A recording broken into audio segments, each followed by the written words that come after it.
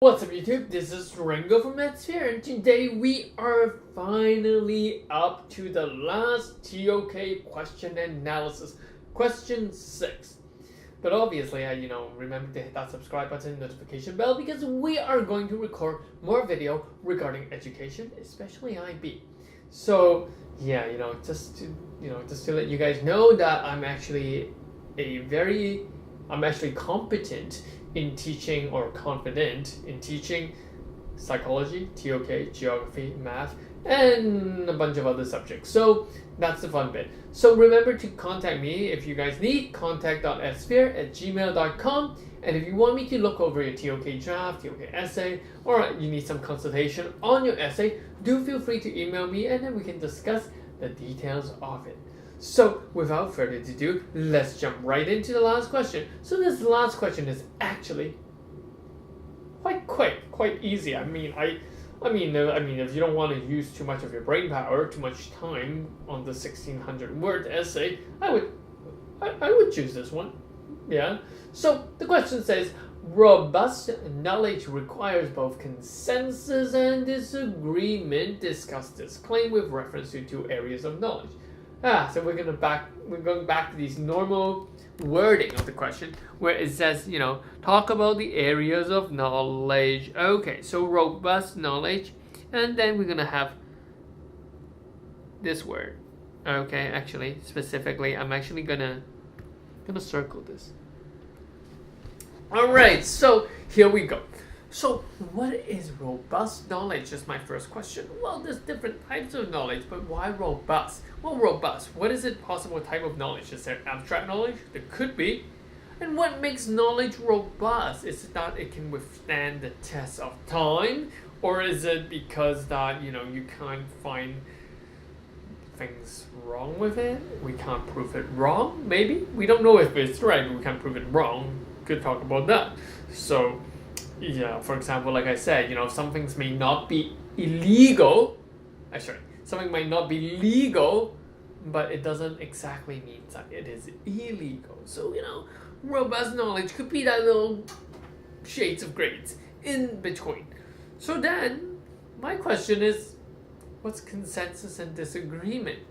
Well, obviously, consensus are like agreement or acceptance of something, and disagreement is disagreement.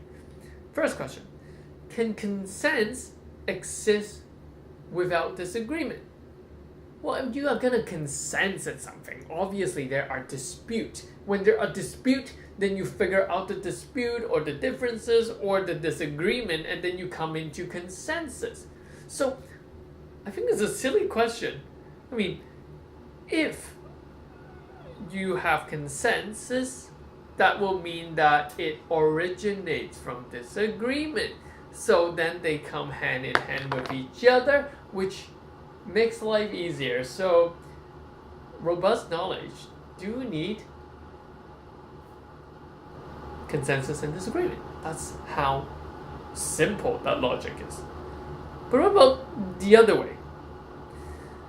Can disagreement exist without consent?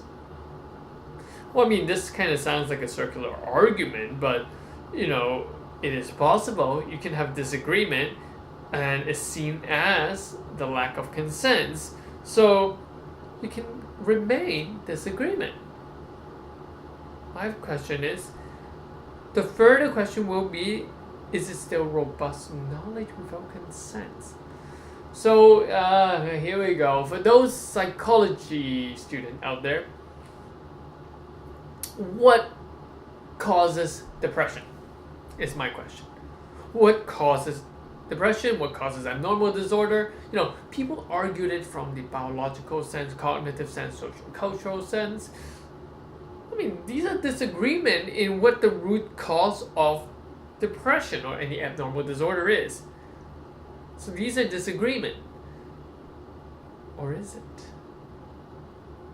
If everyone agrees that there are disagreements, will that be consensus? So I accept the fact that people are different. Is that a consensus? I accept that that knowledge of something is robust, that knowledge has different roots. Is that consensus? So that is, I think that's the key that you need to elaborate and talk about. Because this seems a very easy question, a very simple question, but you need to read between the lines and find ways in which you can demonstrate critical thinking. And the critical thinking here is this. Does agreeing on disagreement, does the acknowledgement of disagreement count as consent? That's for you to discover. So different school or different views of human equally accepted. Yeah. Is robust knowledge the same for everyone? So here's we read between the lines again. What about individual versus shared knowledge? Some knowledge that are robust to me might not be robust to you, and vice versa, right? So the subjectivity of the word robust may be different for everyone. So that's something that you could also explore. Lastly, what other factors contribute to robust knowledge? Is there an alternative claim? Maybe both are not required. So why is robust knowledge formed only when requires both consensus and disagreement? Can we use other ways of knowing? Can we use imagination, intuition, reasoning, perception? Can we use these other elements of the ways of knowing instead of just focusing on consensus and disagreement?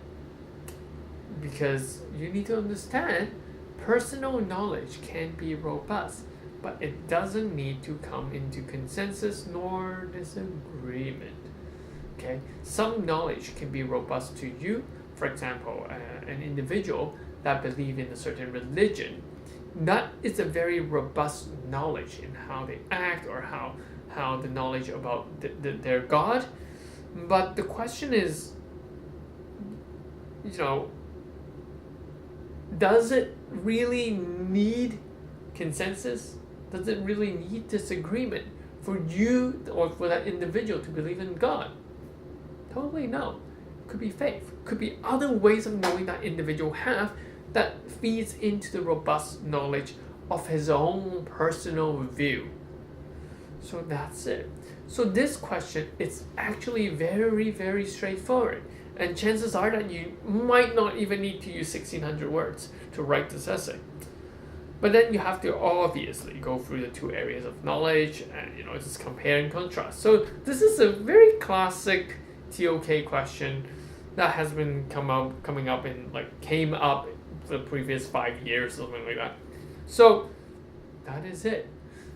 Go and explore these ideas. Remember, my videos aims to open your mind.